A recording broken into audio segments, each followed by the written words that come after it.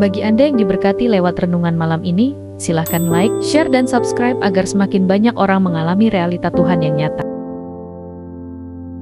Pernyataan yang sering dilontarkan oleh banyak orang tentang gereja adalah semua gereja sama saja.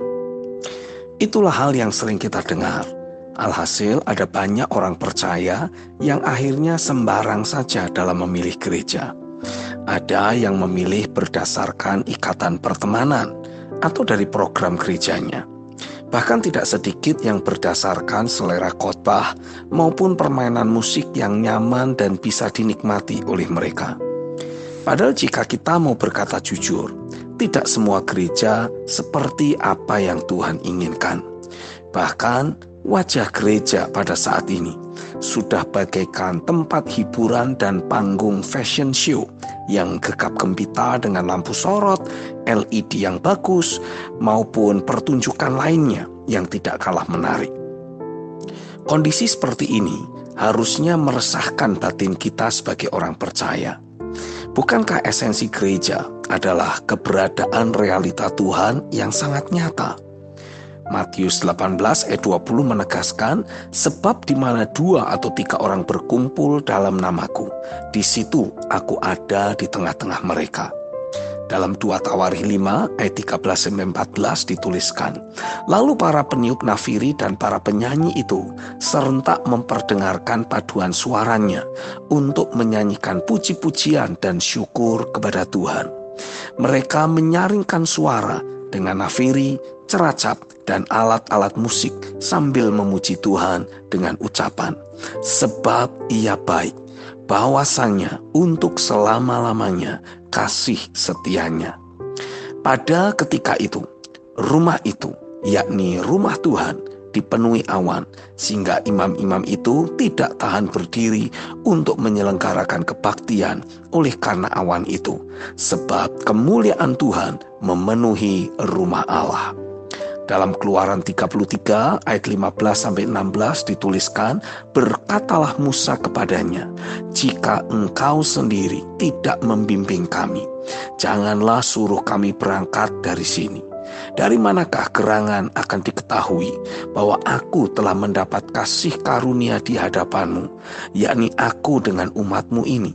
Bukankah karena engkau berjalan bersama-sama dengan kami, sehingga kami, aku dengan umatmu ini, dibedakan dari segala bangsa yang ada di muka bumi ini.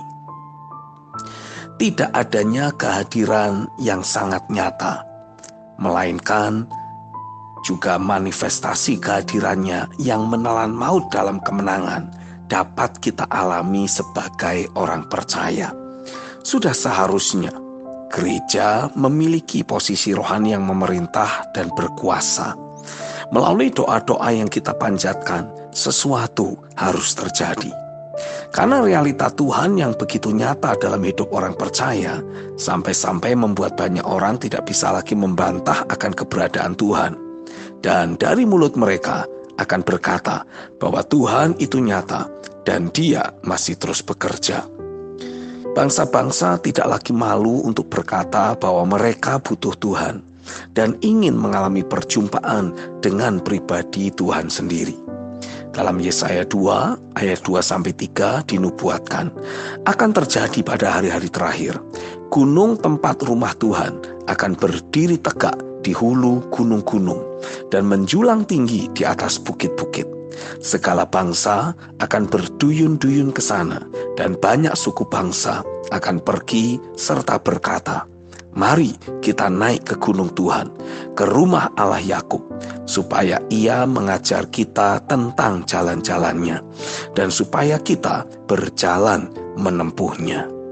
Sebab dari Sion akan keluar pengajaran dan firman Tuhan dari Yerusalem. Saya merasa Roh Kudus sedang terus membuat kita tidak puas dengan kondisi yang ada. Sehingga pada saat yang sama, Roh Kudus membuat kita jadi semakin rindu untuk mengalami perjumpaan dengan pribadi Tuhan di dalam kadar yang jauh lebih kuat. Apalagi yang sebenarnya dibutuhkan bangsa-bangsa. Bukankah hanya realita Tuhan yang nyata? Dan itulah esensi dari gereja Tuhan.